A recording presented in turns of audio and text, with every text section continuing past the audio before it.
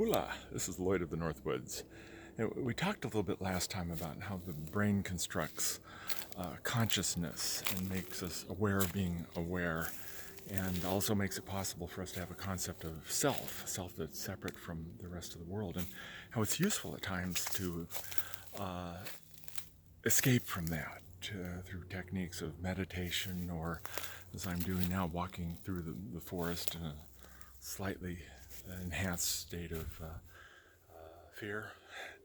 And psychedelics can do this too, psilocybin and LSD, but it's useful at times to get out of what makes us human. And I want to talk just for a minute or two on how the brain constructs the world around us so we can see exactly what we're doing. Now, we have ways of telling what's up and down. And in classical geometry, you speak of an x-axis and a y-axis and a z-axis. You have length and width and depth, and then speak of time as a fourth dimension. But the brain constructs things differently.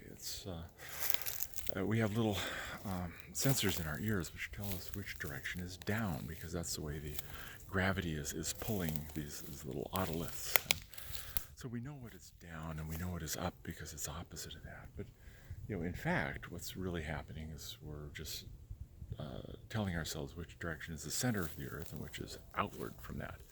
But in our place in the world, it all looks to us like we're on a flat earth, and we're just constructing as up and down, even though it's really in and out of the planet. We can construct front and back. Since vertebrates came on the planet, we've had a concept of forward and backward, of things, part of the body where things come in, a part of the body where things go out.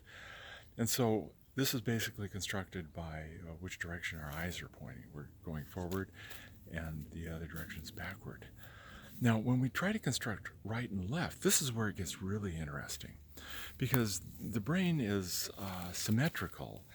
It has two halves, but the two halves assume different functions. They function a little differently, even though they're anatomically close to identical.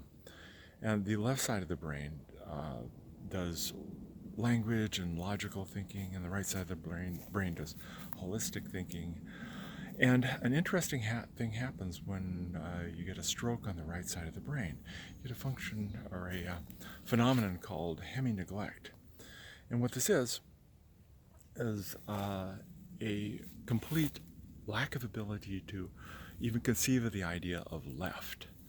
So you give the patient a circle and tell them draw a clock, and they will draw all 12 numbers on the right side of the clock. You give them a round plate of food, and they'll eat the food on the right side and neglect the food on the left side, and they have no concept of leftness. They can construct right in their brain, but not left. And I think that's really interesting. Well, time is constructed in an asymmetrical way as well, with this cinematic theory of consciousness that I talked about a little bit, where the brain lays down pictures one on top of the other, and it gives an impression of time flowing from one picture to the next and the next. It can construct this dimension of time only in reverse. We can see the past. We have no way to see the future using the way the brain constructs it. So sometimes it's helpful for us, given the way that the brain constructs everything, to think in terms of 7 dimensions rather than 3 plus time. 7 dimensions being up, down, right, left, front, back, and past. But we can't think in terms of the future other than to understand it theoretically.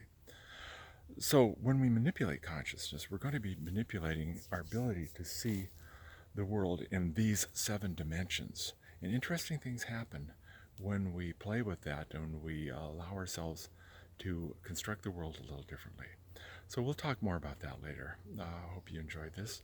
This is Lloyd of the Northwoods saying, Vinaka.